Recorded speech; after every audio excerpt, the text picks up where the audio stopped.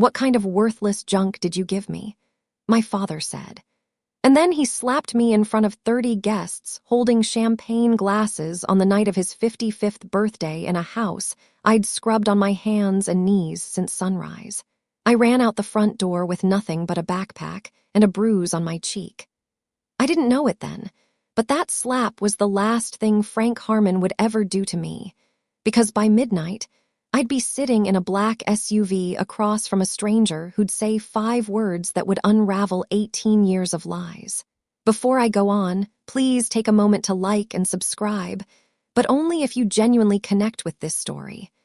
Drop a comment telling me where you're watching from and what time it is there. My name is Carol, though for most of my life, I was forced to answer to Karen. I'm 21.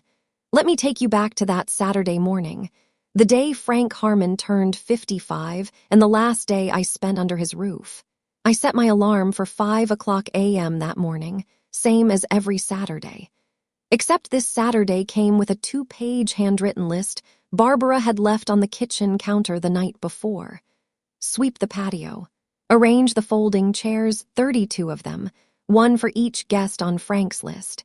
Press the tablecloth. Slice the lemons. Wash the Pottery Barn serving platters by hand because the dishwasher leaves spots. Their house sat on a quiet cul-de-sac in Fairfax County, Virginia. A 4-bedroom colonial with a manicured lawn. Frank hired someone to mow, but told the neighbors I did. Inside, the dining table was solid oak, seats 12, polished weekly by me. On the counter, 2 cases of Napa Valley Cabernet and a 3-tier cake from a bakery that charged more for fondant than I earned in a week. My room was downstairs, not the finished basement, the storage closet next to the water heater. No window. A twin mattress Frank had pulled from a curbside pile when I was 9. A wool blanket that smelled like damp cardboard no matter how many times I washed it. Stephanie's room was upstairs. Queen bed, flat screen, a vanity mirror ringed with those Hollywood bulbs. She was 23 and still lived at home. Still had her credit card linked to Frank's account. Still hadn't learned how to boil an egg because that was what I was for. I'd spent 3 months saving for Frank's gift, a leather wallet, real leather, from a department store downtown. $84, which doesn't sound like much unless you're earning $11 an hour scrubbing sheet pans at a restaurant called Betty's Diner off Route 11. I wrapped it in craft paper because I couldn't afford a gift bag. Frank came downstairs at 10 o'clock. Polo shirt, powder blue, khakis creased like knife edges, cologne so thick it reached me before he did. He walked the patio like a general inspecting his troops, moved one balloon cluster 6 inches to the left, stared at the lemon slices I'd arranged on the water pitcher, and said without looking at me, "They're uneven, do them again." Barbara appeared at noon, hair blown out, pearl studs, a linen dress she'd ordered online and made me steam. She ran a finger along the countertop and whispered something to Frank I wasn't supposed to hear, but did. "She only got you something cheap. Just brace yourself." Stephanie showed up last, because of course she did.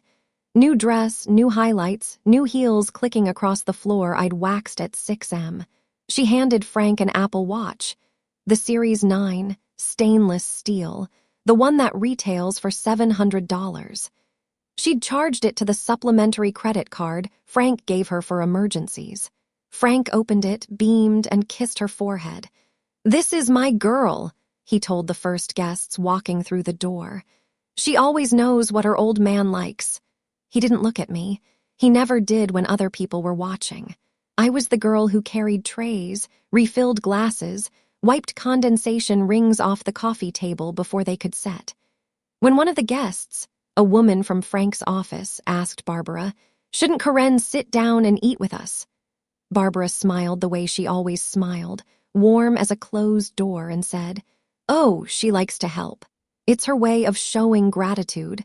You know how it is with adopted ones." I kept carrying trays.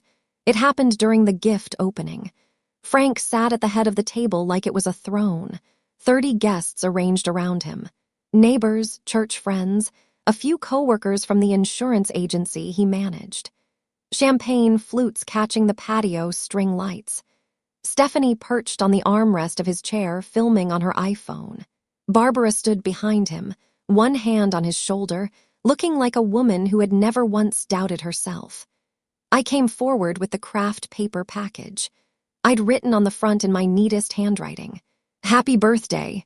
Frank took it, weighed it in his hand. I remember thinking he might actually smile. But then he tore the paper, pulled out the wallet, flipped it open, flipped it closed, and held it up like evidence at trial. "What kind of worthless junk did you give me?" His voice cut through the chatter. Conversation stopped. Forks paused midair. Someone set down a glass too carefully. I started to explain. "I saved up for 3 months. 3 months and this is all you got." He stood. The chair scraped the flagstone. "Even the dog gets better treats." And then he hit me, open palm right across the left side of my face.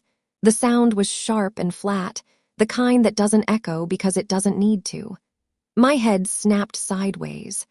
A champagne flute fell off the table and shattered on the patio floor. And for a second, that was the only sound in the world. No one moved. Barbara looked down at her plate. A man from Frank's office studied his napkin. Stephanie bit her lip and kept filming. One person stood. Betty Larson, the next-door neighbor, 70 years old and 5 feet tall. "Frank, that was uncalled for. Stay out of my family business." Betty sat back down, but she didn't look away from me, and I have never forgotten that. I stood there with the taste of copper on my tongue and a wallet on the ground between us, and I thought, that slap will be the best evidence the lawyers need. I didn't understand that thought yet.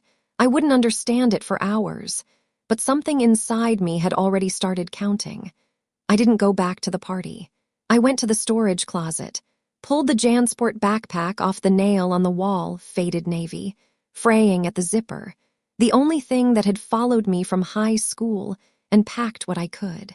2 shirts, 1 pair of jeans without holes, a toothbrush, a phone charger, the envelope I'd found in the bottom of a box Frank threw out last spring. The one with a state logo I didn't understand yet. And from inside a shoe box under my mattress, $340 in cash. Mostly 1s and 5s. Tip money from Betty's diner that I'd hidden because Frank checked my bank account. $340. A backpack. A bruise already blooming purple on my cheekbone.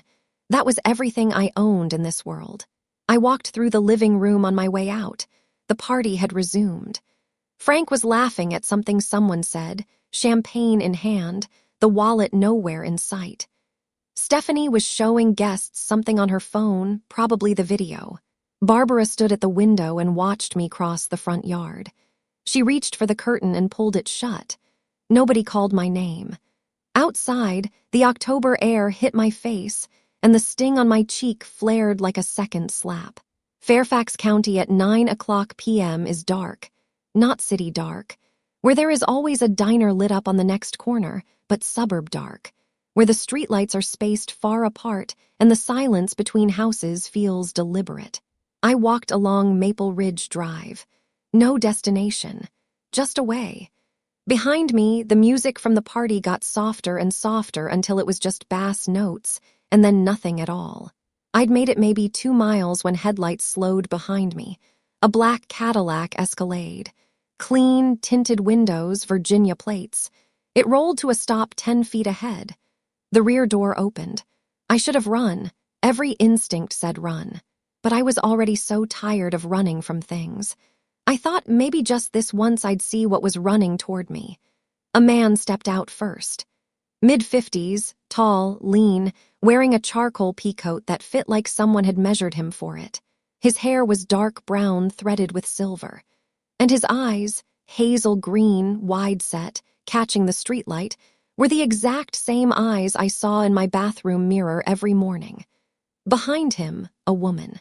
Shorter, red-haired, sharp-featured, carrying a leather portfolio like she'd just left a courtroom. She kept her distance. Professional, watchful. The man's hands were trembling. I could see that even in the dark. "I'm sorry to frighten you," he said, His voice cracked on the second word. "My name is Thomas Caldwell, and I believe I am your biological father." I took a step back. My shoulders hit a mailbox post. "That's not possible. My biological parents didn't want me. That's what I was told." "You were told wrong." He reached into the inside pocket of his coat and pulled out a photograph. Small, creased at the corners, clearly handled 1,000 times. A woman holding a toddler. The woman had auburn hair and cheekbones like mine, and a smile that leaned slightly to the left. The toddler had hazel green eyes. "Her name was Susan," he said. "She was your mother.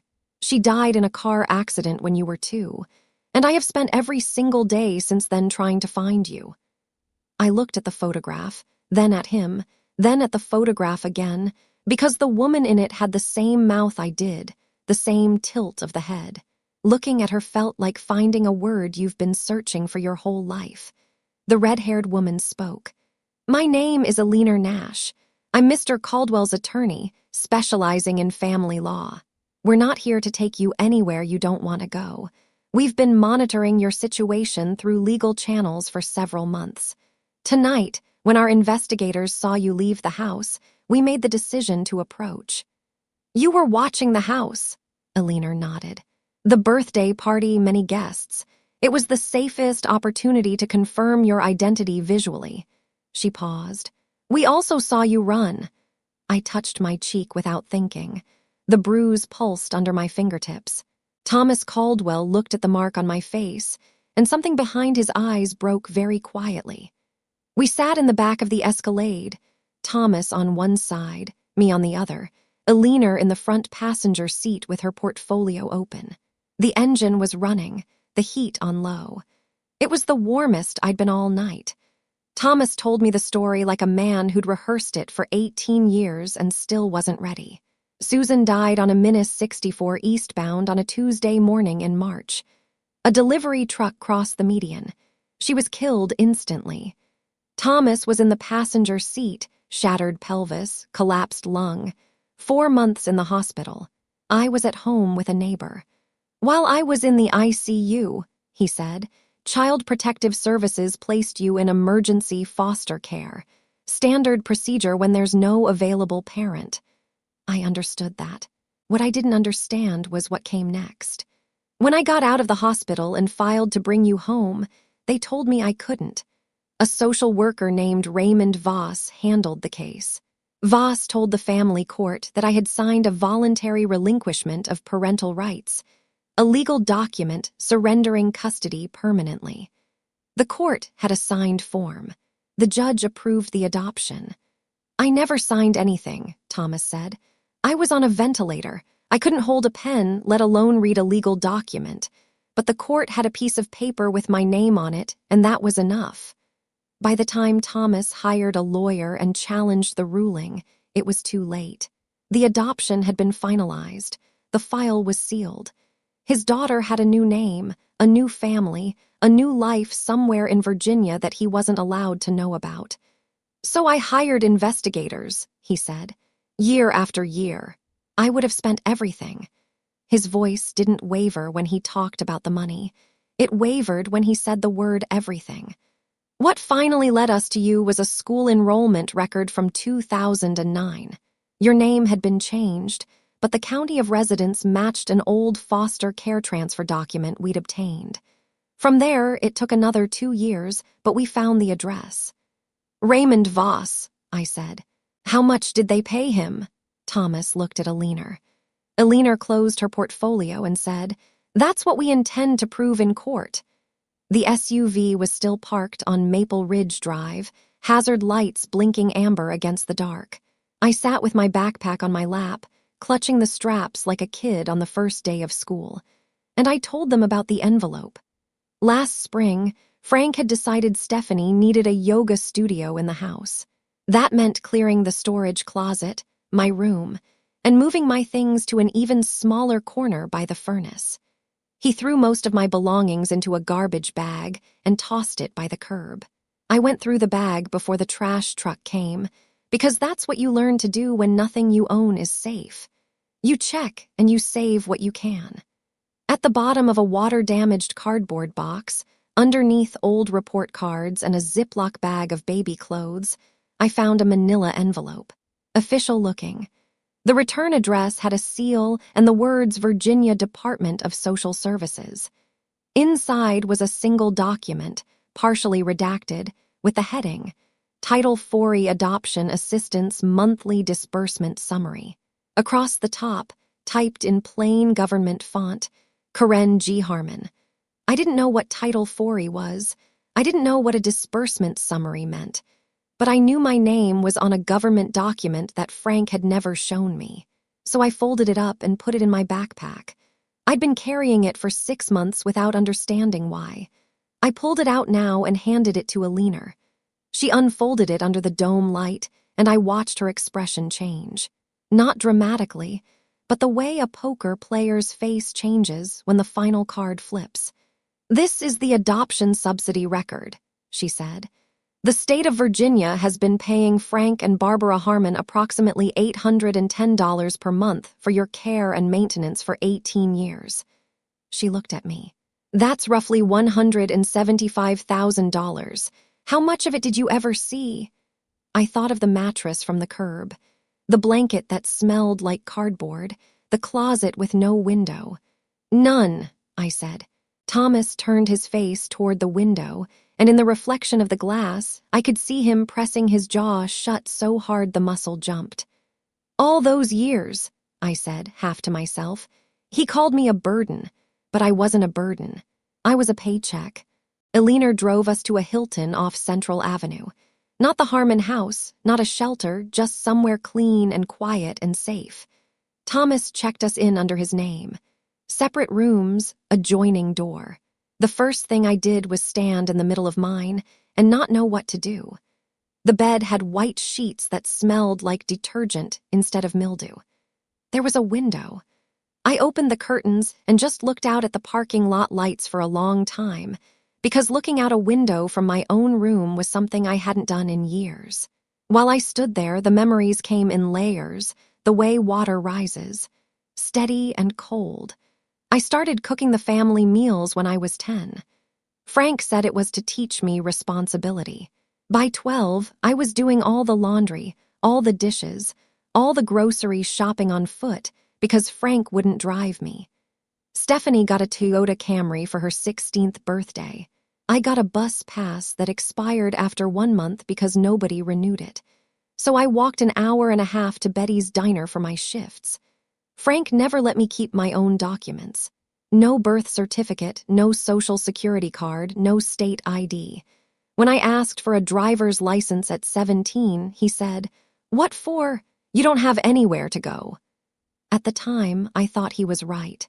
Now I understood he designed it that way. I kept thinking, why did Frank keep me all those years if he despised me? Why not just send me back into the system? If I was so worthless, why hold on? Now I had the answer.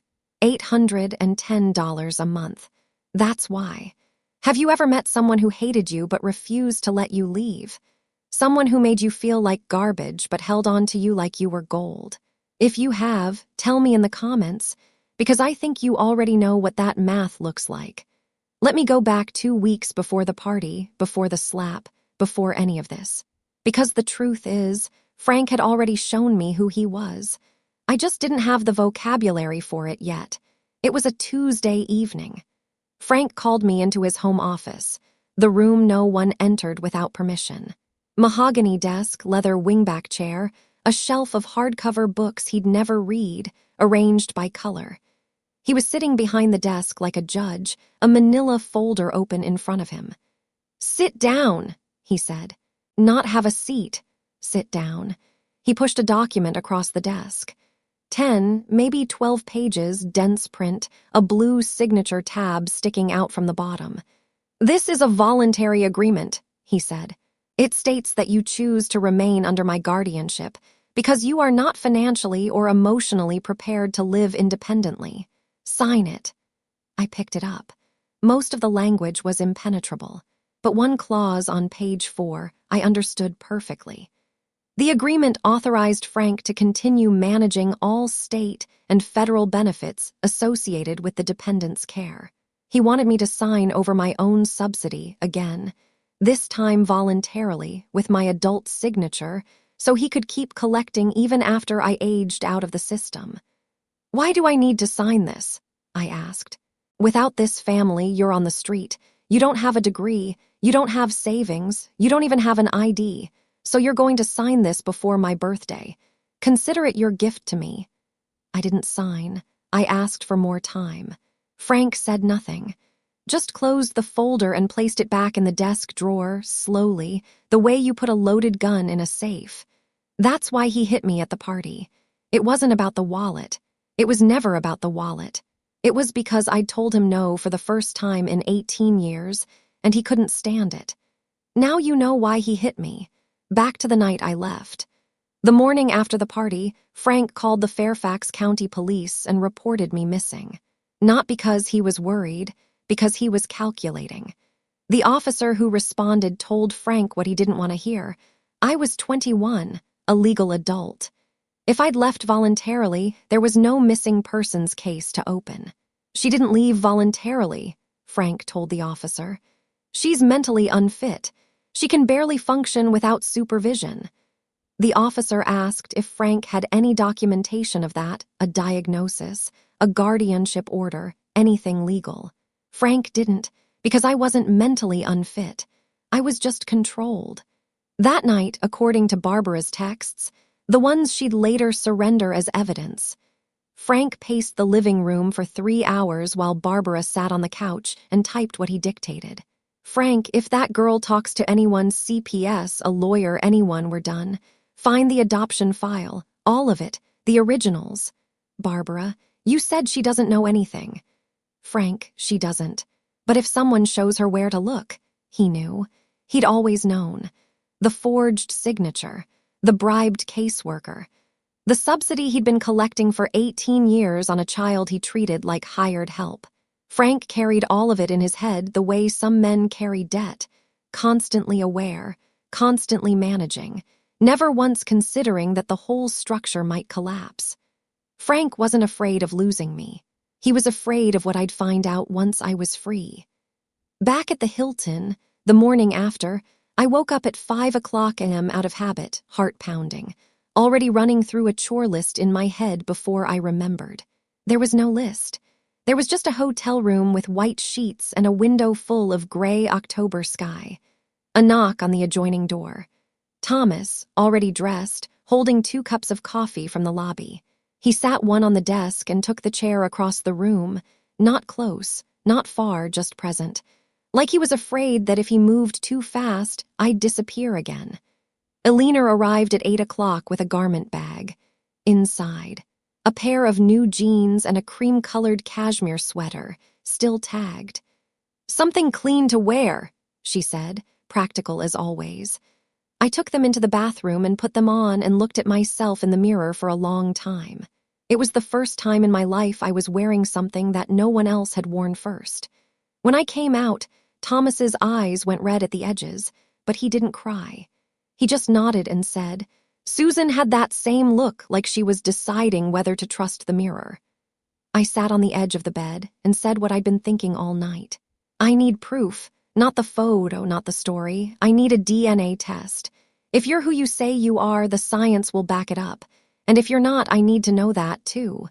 Thomas didn't flinch. Of course. Eleanor's already located an accredited lab in Roanoke. We can go today. No hesitation, no offense, no guilt trip, just of course. I'd spent 21 years in a house where asking a question was treated as a personal attack. And here was a man who answered like questions were the most natural thing in the world. "I've spent my whole life doing what I was told," I said.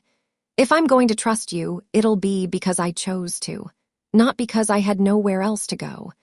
Thomas sat down his coffee. "That's exactly how it should be." The lab was a low brick building off Elm Street, clean, clinical, fluorescent. A technician in scrubs swabbed the inside of my cheek, then Thomas's. They labeled the vials and told us results would take 3 to 5 business days. 5 days. I'd waited 21 years to know who I was. 5 more felt like holding my breath underwater. While we waited, Thomas brought things to the hotel. Not gifts, not the way Frank gave gifts as transactions with strings attached, but pieces. An album of photographs. Susan pregnant, laughing on a porch swing, one hand on her belly. Susan holding a newborn with a pink hat. Thomas and Susan and the baby in front of a brick bungalow in Roanoke's Heritage District, with a red door. The baby had hazel green eyes even then. "That's the house you came home to," Thomas said. "I still own it. I couldn't bring myself to sell it." I studied each photograph like a document I needed to memorize. My mother's face. Her hands, the way she stood slightly tilted, weight on her left foot. The same way I stand when I'm not thinking about it. "She's beautiful," I said. "You look exactly like her," he said. "Especially the eyes." On the 5th day, Alina called. I was sitting on the hotel bed with the album open to a photo of Susan blowing out birthday candles. 99.998% probability of paternity, Alina said. "It's confirmed. Thomas Caldwell is your biological father." I didn't say anything for a while. I just held the phone and looked at the photograph and felt something crack open in my chest. Not break, not shatter, but open, the way a door opens when someone finally turns the handle from the other side. 99.998%. A number. But for me, it was the first proof in 21 years that I wasn't an accident nobody wanted. Alina spread the documents across the hotel desk like a surgeon laying out instruments. This was the second time I saw the evidence, but this time it had teeth. "Look at this," she said, sliding a photocopied form toward me. It was the voluntary relinquishment of parental rights, dated October 2005. At the bottom, a signature, Thomas A. Caldwell. Neat, deliberate, slightly forward-leaning. Then she placed a second sheet beside it, a certified report from forensic document examiner Dr. Patricia Howell, who had compared the signature on the relinquishment form to 12 known samples of Thomas's handwriting. Tax returns, mortgage applications, business contracts spanning 20 years. "The pen pressure is inconsistent," Alina said, pointing. "The letter formation in the surname doesn't match any of the samples." Dr. Howell's conclusion. The signature was produced by a hand other than that of Thomas A. Caldwell, with a high degree of certainty. She let that settle. Then she pulled a third document from the file, a bank record, a personal checking account belonging to Raymond Voss, the social worker who had handled my case. On October 14th, 2005, 6 days before the adoption was finalized, a deposit of $5,000 appeared. The source, a wire transfer from Frank R. Harmon's personal account. "Direct account to account," Alina said, 1 week before the adoption was approved. I stared at the numbers. $5,000. That's what my entire identity had cost. My name, my father, my childhood, traded for the price of a used car. Thomas sat across the room, arms folded, jaw tight. He'd seen these documents before. But watching me see them, that was something different. "So the adoption can be undone?" I asked. Alina closed the file. "Under Virginia law, an adoption procured through fraud, including forged consent, can be declared void. Yes, it can be undone." 2 days before the court date, a letter arrived at the Hilton's front desk. Addressed to Karen Harmon, because Frank still refused to believe I had any other name. Inside, a single page on his insurance agency letterhead, handwritten, and a photograph. Me at 3 years old, sitting on Frank's lap in the living room, wearing a pink dress I don't remember owning. He was smiling. I was smiling. It looked like a family. The letter read, "Karen, I don't know who this man is or what he's told you, but he is not your father. He is a stranger exploiting a confused young woman. We are your family. We have been your family for 18 years. Come home. We can work this out. I forgive you for leaving. Dad." I read it 3 times. The word forgive hit me differently each time, first like a door opening, then like a lock clicking shut, then like a hand gripping my wrist. He forgave me for leaving after he hit me. I sat on the edge of the hotel bed and felt the room tilt. 18 years of conditioning doesn't shut off because a DNA test says 99.998%. Somewhere inside me, a voice I'd carried since childhood whispered, "What if Frank's right? What if this is all a trick? What if Thomas just wants something from you, too?" I looked at Thomas, who was reading in the chair by the window, and said, "How do I know you're not the same as him? How do I know you won't just use me for something else?" He put the book down. He didn't look hurt. He looked like a man who understood exactly why I was asking. "You don't," he said. "Not yet, and I'm not going to try to convince you with words, because words are cheap.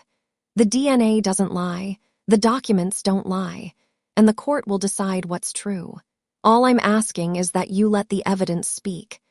He picked up his book again and went back to reading. And the not pushing, the giving me room was the thing that scared me most, because it was so different from everything I knew. That night, I couldn't sleep, so I did what I always did when the world stopped making sense. I looked at the evidence. I took the Title 40 envelope from my backpack and set it on the desk beside Frank's letter. 2 documents. One from the state of Virginia confirming that Frank received $810 a month to take care of me. One from Frank claiming he was my family. If Frank loved me, why did I sleep in a storage closet? If Frank loved me, why didn't I have a birth certificate, a social security card, a single piece of identification with my name on it? If Frank loved me, why was the guardianship extension he'd tried to make me sign designed to keep the subsidy flowing, not to keep me safe? The answer was in the math. It had always been in the math. Frank didn't love me. Frank invoiced me. I called a leaner at 11 p.m. She picked up on the second ring. "I'm going to court," I said. "Not because I trust Thomas. Not fully, not yet, but because I deserve to know the truth. I've earned that." "That's all we need," she said.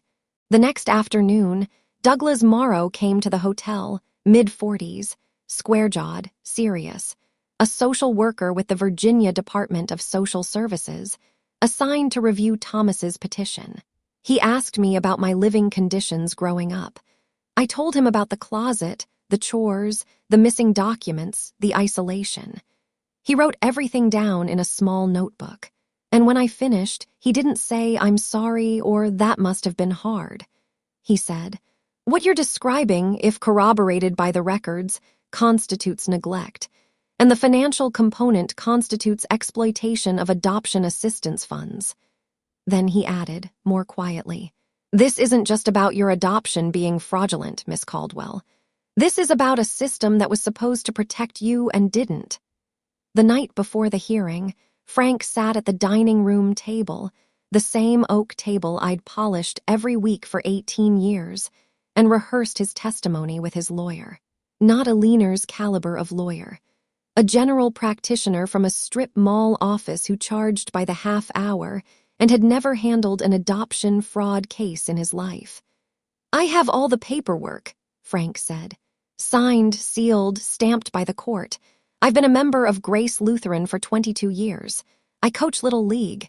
Everyone in this community knows who I am." Barbara, sitting across from him, ventured a question.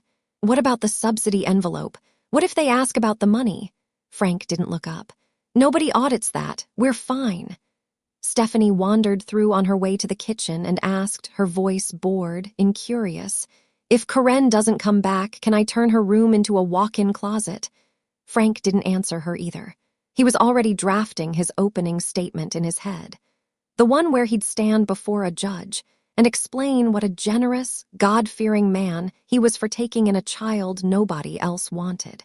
He didn't know that the judge would be looking at a 3-inch file of forged signatures, bribery records, and a forensic examiner's report.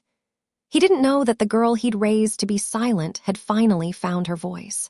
Frank walked into that courtroom like a man who had never lost. He was about to learn what losing looked like. The morning of the hearing, Alina turned the hotel conference room into a war room. She'd reserved a table for 6 and covered it with 5 stacks of documents, each flagged with colored tabs. Stack 1, DNA results, accredited lab, chain of custody documented, 99.998% probability. Irrefutable. I had memorized that number, said it to myself in the dark every night that week like a prayer. Stack 2, the forensic handwriting analysis from Dr. Patricia Howell. The signature on the relinquishment form is not Thomas's. Her report is 46 pages, but the conclusion is one sentence. One sentence that undid 18 years. Stack 3, financial records obtained through our petition to the Virginia Department of Social Services. Frank and Barbara Harmon received $810 per month in Title IV adoption assistance for approximately 216 months. Total, $174,960. Douglas Morrow's assessment confirms the funds were not used for my welfare. I had to look away from that stack when Alina read the number out loud. Stack 4, Douglas's full report. Child neglect findings. No medical records after age 14. No personal identification documents in my possession. Living conditions inconsistent with the purpose of adoption assistance. Seeing my childhood described in government language, clinical, flat, factual, was stranger than I expected. It made it more real, not less. Stack 5, Alina paused. A sworn declaration from Betty Larson, your former neighbor. She's agreed to testify that she witnessed ongoing patterns of unequal treatment and that she personally observed Frank strike you at the birthday party. Betty, 70 years old, 5 feet tall, the only person in that backyard who'd stood up. Do I have to say anything in court? I asked. Alina looked at me. Only if you want to. The paperwork speaks for itself. Thomas, sitting at the far end of the table, hadn't said a word through the entire briefing. Now he spoke just once. Whatever happens in there, you already won. You're free. I looked at the 5 stacks on the table. A lifetime of lies dismantled into tabbed folders. And I thought, no, I haven't won yet, but I'm about to. Thomas took me to J.C. Penney that afternoon, not because the clothes mattered, but because he said, you should walk into that room looking exactly like who you are. Someone who deserves to be heard. I tried on a navy blazer, a white silk blouse, charcoal slacks, stood in front of the fitting room mirror and stared at the person looking back. She had straight shoulders and clear eyes and looked like someone who might sit at a conference table, not carry trays to one. Your mother used to do that, Thomas said when I came out, leaning against the wall outside the fitting rooms. Stand in front of the mirror for a long time, then smile at herself, just a little, like she'd settled something. I hadn't smiled, but I understood what he meant. Something was settling. On the drive back, Thomas pointed to a brick bungalow on a tree-lined street in Roanoke's Heritage District. Red front door, white shutters, a porch swing hanging still in the October air. That's the house, he said. The one in the photos. I looked at it through the window, the house I'd been born into, the house I'd been taken from, and I didn't feel the ache I expected. I felt something quieter, a kind of recognition that sits in the body instead of the mind. That night, the night before the hearing, I sat on the hotel bed and wrote in a notebook I'd bought at the drugstore across the street. Not a speech, not a plan, just a line for myself. No matter what happens tomorrow, I will never go back to that storage room. I will never answer to a name that isn't mine. I will never again be grateful for being used. I slept 4 hours. I dreamed of a red front door opening. Roanoke Family Court. A Tuesday morning in late October.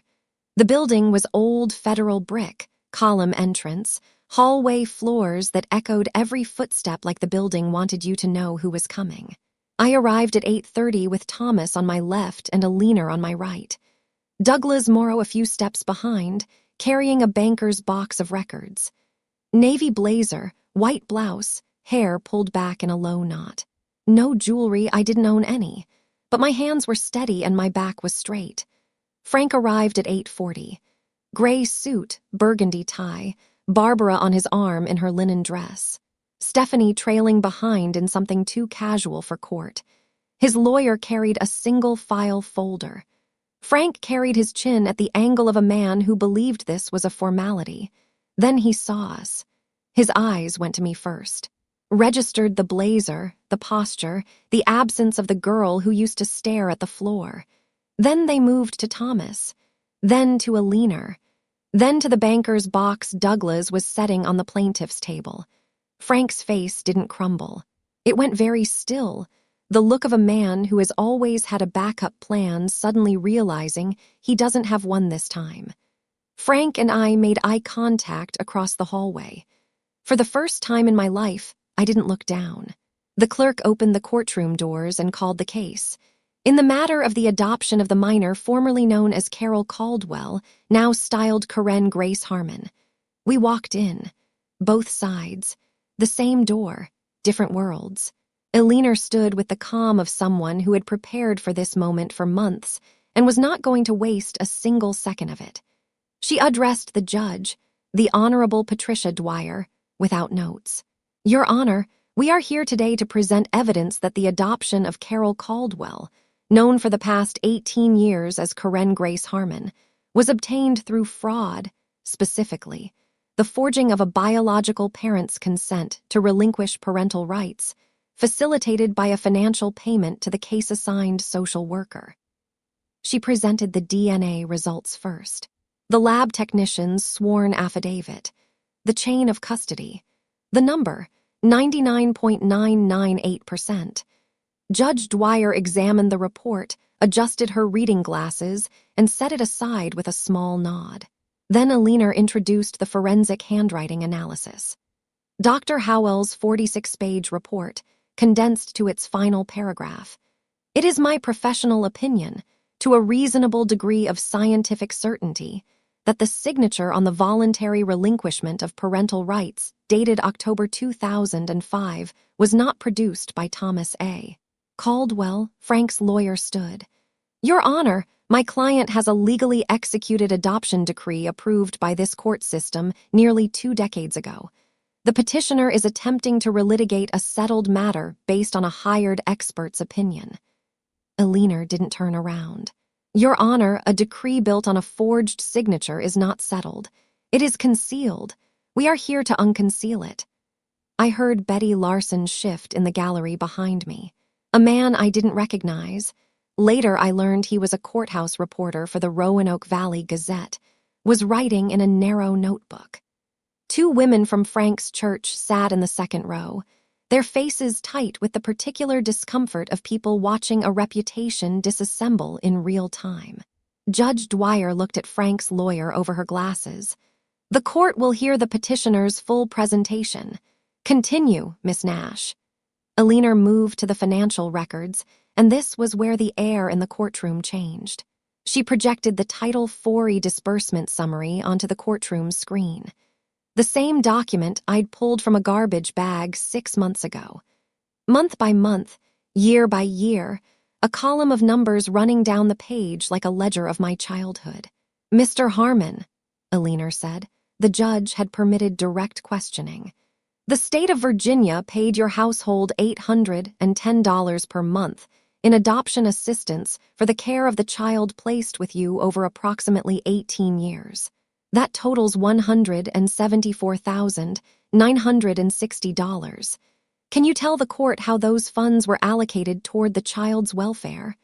Frank straightened in his chair. Everything went to the girl. We fed her, clothed her, kept a roof over her head. 18 years of that isn't cheap. Eleanor nodded as though she'd expected this answer, which she had. Then she called Douglas Morrow. Douglas approached the stand carrying his report like a man carrying something heavy and important. He spoke without inflection, which made every fact land harder. The child's living space was a converted storage area adjacent to the home's water heater. Approximately 60 square feet. No exterior window. No closet. The mattress showed visible wear and water damage consistent with curbside salvage. I found no medical records for the child after age 14, no pediatric visits, no dental records, no immunizations after 8th grade. The child had no state-issued identification, no social security card in her possession, and no documented access to her own adoption file. He looked at the judge. In my professional assessment, Your Honor, the living conditions described and observed are consistent with child neglect, not with the intended purpose of adoption assistance funds. Barbara started crying. Softly at first, then louder. The performed kind of crying that draws eyes. Frank squeezed her hand and set his jaw, projecting the image of a husband protecting a fragile wife from unfair accusations. But Betty Larson was next. She took the stand in a navy cardigan and sensible flats, and she didn't perform anything. "I've lived next to that family for 12 years, Betty said. "I watched that girl mow their lawn, wash their cars, hang laundry in the backyard while the other daughter, the biological one, sunbathed on a lounge chair. I never once saw that child sit at their dinner table when guests were present. And on the night of Mr. Harmon's birthday, I watched him strike her across the face in front of 30 people because she gave him a gift he thought was beneath him." The courtroom was quiet in the way a room is quiet when everyone in it is recalculating what they thought they knew. Alina waited for Betty to step down, then turned back to Frank. "Mr. Harmon, do you know a man named Raymond Voss?" Frank didn't blink. "No." Alina produced a photograph, date stamped in the corner. 2 men standing at a folding table at an outdoor event. One was Frank, 10 years younger, polo shirt, paper plate in hand. The other was a thin man with glasses and a Virginia DSS lanyard around his neck. This was taken at the Grace Lutheran Church Community Picnic in June 2004, Alina said. 1 year before the adoption was finalized. The man beside you is Raymond Voss, the social worker assigned to Carol Caldwell's case. Do you still maintain you don't know him? Frank's jaw worked. I may have met him in passing. Church events are large. I don't remember every face. You remember well enough to send him $5,000. Alina placed the bank statement on the projector. Frank's personal checking account. October 14th, 2005. Wire transfer. Recipient, Raymond M. Voss. Can you explain this payment? That was a donation for the church. It was a community contribution. Routed from your personal account directly to Mr. Voss's personal account. Not the church's account. Frank turned to his lawyer, who was studying the table's surface with the intensity of a man hoping to find an exit there. No objection came. I gave that girl everything. Frank's voice cracked upward, sharp as a slap. He was standing now, one hand flat on the table. 18 years, a home, food, and this is the thanks I get. Some stranger shows up and suddenly I'm the villain. Mr. Harmon. Judge Dwyer's voice was low and final. Sit down, now. He sat, but the room had already heard it, the mask cracking, the entitlement spilling through. In the gallery, the church women stared at their laps. The courthouse reporter's pen moved faster. Alina turned to the judge with the composure of someone who had just watched her opponent do her job for her. Your Honor, we'd like the court to note Mr. Harmon's characterization of his parental role as something he gave and expects repayment for. That is not parenting. That is a transaction. Alina looked at me. I'd told her the night before, I want to speak. Not because the case needed it, the documents were enough, but because I'd been silent for 21 years, and some things need to be said by the person who lived them. Your Honor, the petitioner's daughter would like to address the court if permitted. Judge Dwyer nodded. You may proceed. I stood. Navy blazer, white blouse, hands at my sides. I looked at the judge, not at Frank, because this wasn't for him. Your Honor, I'm not here for revenge. The word sat in the air for a moment, and I let it. I'm here because for 21 years I didn't know who I was. I didn't know my own name. I didn't know my mother's face. I didn't know that someone was looking for me, or that the papers that put me in that house were built on a forged signature. I paused, breathed. Mr. Harmon said he gave me everything. Here's what everything looked like. A storage closet with no window, a mattress from someone's curb, no doctor visits after age 14, no identification, no birth certificate. I didn't know my own social security number until 2 weeks ago. I worked in that house from the time I was 8 years old, cooking, cleaning, doing laundry, and I was told every day that I should be grateful for it, that without them, I was nothing. My voice didn't break. I'd decided it wouldn't. He slapped me at his birthday party because I gave him a wallet I'd saved 3 months to buy.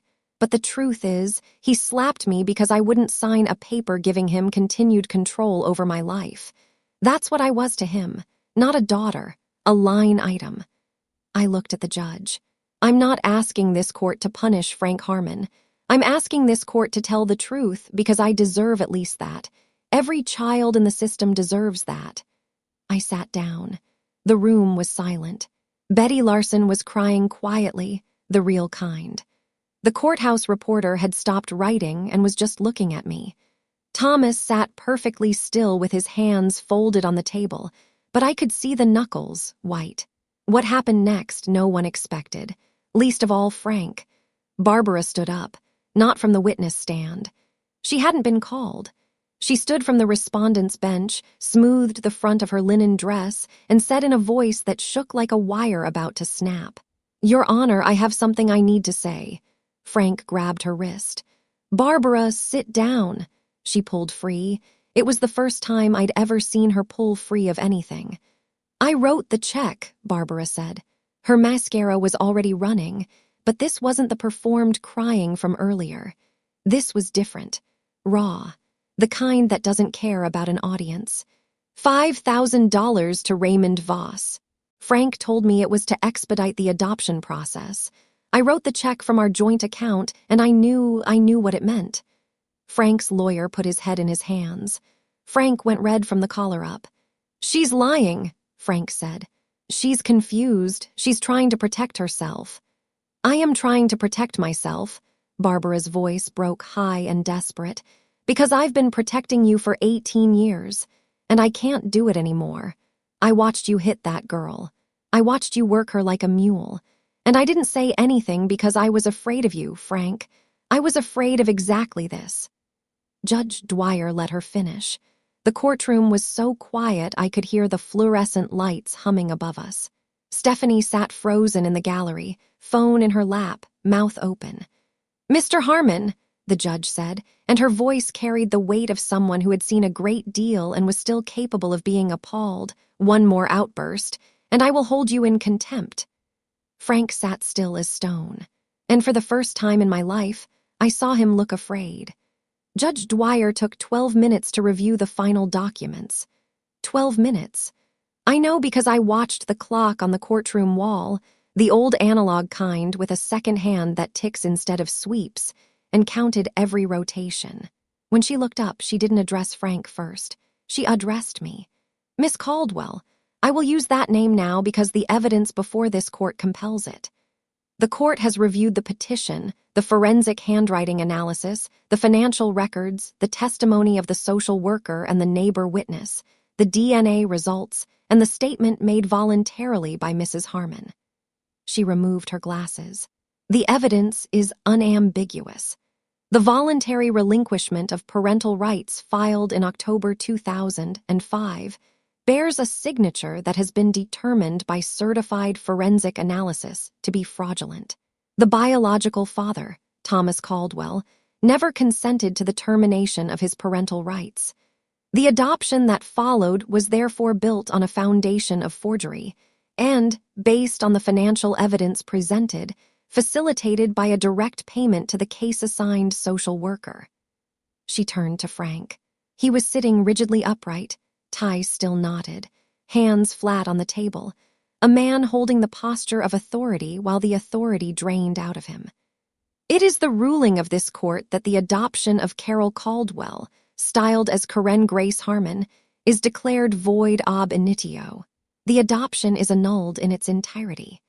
Frank didn't move. "Furthermore, the court orders Frank and Barbara Harmon to make full restitution of all Title IV adoption assistance funds received, totaling $174,960 to the Commonwealth of Virginia. Barbara let out a sound that wasn't quite a word. Finally, this court is referring the matter to the Fairfax County District Attorney's Office for investigation of potential criminal charges, including but not limited to forgery, fraud in connection with public assistance, and child neglect. The judge set down her papers. The child's legal name is restored to Carol Caldwell. Effective immediately, court is adjourned. The gavel came down, and the sound of it, that single wooden knock, was the loudest thing I'd ever heard in my life. Louder than the slap. Louder than 18 years of silence. It sounded like a lock opening. In the gallery, Betty Larson pressed both hands to her mouth. The church women were already standing, gathering their purses, not making eye contact with each other. The courthouse reporter closed his notebook and looked at me with an expression I couldn't quite name, something between respect and sadness. Frank sat motionless. His lawyer was already packing up. The hallway outside the courtroom smelled like floor wax and old radiator heat. I was walking toward the exit with Thomas on one side and Alina on the other when I heard the heels. Fast, uneven, the sound of someone not used to hurrying in shoes that weren't built for it. "Wait!" Stephanie. Her makeup was ruined. Mascara tracked down both cheeks. She looked smaller than I'd ever seen her, which was strange because she'd always taken up so much space.